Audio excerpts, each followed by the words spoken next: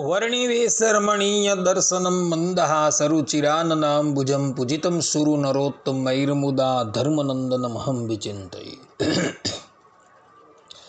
असतो मा खड्गमय तमसो मा ज्योतिर्गमय मृत्युर्मा अमृतं गमय। ओम शांति शांति शांति। अस्मद्गुरुसमारम्भां नाथयामुनमध्यमां लक्ष्मीवल्लभपर्यन्तां वंदे गुरुपरंपरा। આજની જ્ઞાન સભાની અંદર પધારનારા બધા જ ભગવદ્ ભક્તોને વેદાંતાચાર્ય, પુરાણ ઇતિહાસાચાર્ય, એમએ ફિલોસોફી શાસ્ત્રી રાકેશભાઈના હેતપૂર્વક જય સ્વામિનારાયણ। ભક્તો, આજની આ જ્ઞાન સભાની અંદર આપણે બધા ભગવાન સ્વામિનારાયણે લખેલી શિક્ષાપત્રીના 98મા શ્લોકની સ્પષ્ટતા શ્રવણ કરશું। તો બધા જ શ્રોતાગણો આ પ્રવચન એકાગ્ર મને કરીને શ્રવણ કરે। તો ભગવાન સ્વામિનારાયણ શિક્ષાપત્રીના 98મા શ્લોકની અંદર કહે છે કે શ્રીમદ ભાગવતસ્યૈષુ સ્કંધો દશમ પંચમો સર્વાધિકતયા જ્ઞેયો કૃષ્ણ મહાત્મ્ય બુદ્ધયે।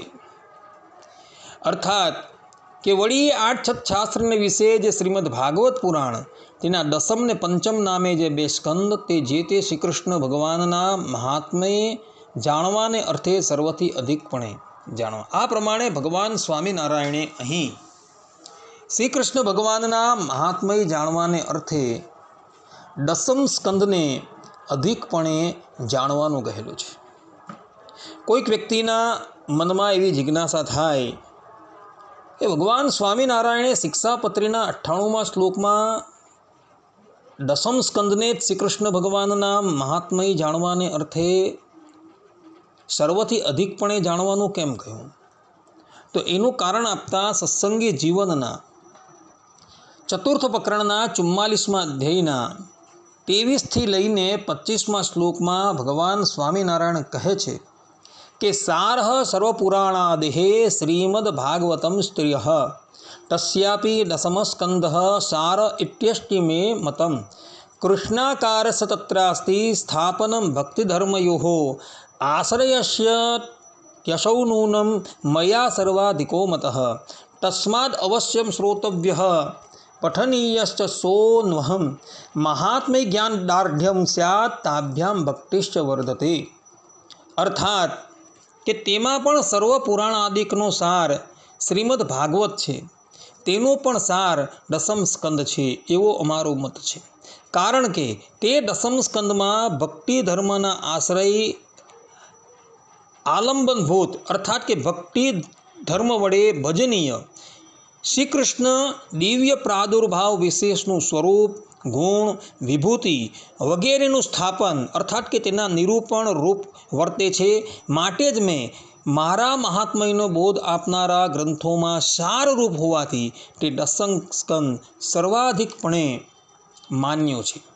માટે તમારે અવશ્યપણે તે દસમ સ્કંદનો પ્રતિદિન પાઠ કરવો અને તેનું શ્રવણ કરવું। તેના શ્રવણ પઠનથી શ્રી કૃષ્ણના મહાત્મય જ્ઞાનની દૃઢતા થાય અને તેથી ભક્તિ વૃદ્ધિ પામે છે।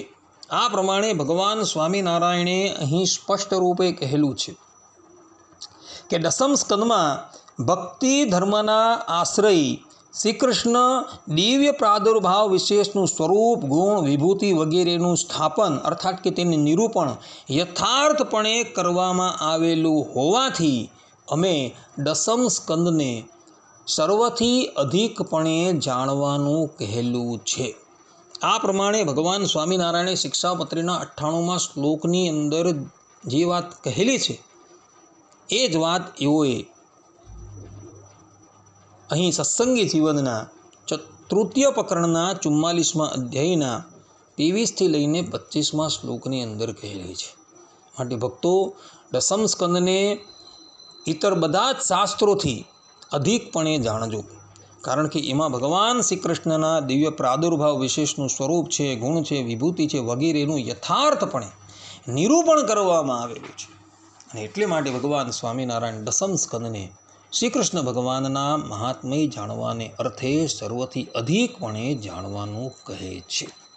આ પ્રમાણે ભક્તો, ભગવાન સ્વામિનારાયણે શિક્ષાપત્રીના 98મા શ્લોકની અંદર કહેલું છે. આટલું કહીને હું મારા પ્રવચનને અહીં વિરામ આપું છું. સર્વે સંતુ નિરામયઃ, સર્વે સુખીનો ભવંતુ, સર્વભદ્રાણિ પશ્યન્તુ, મા કશ્ચિદ દુઃખ ભાગ ભવેત અસ્તુ. જય સ્વામિનારાયણ.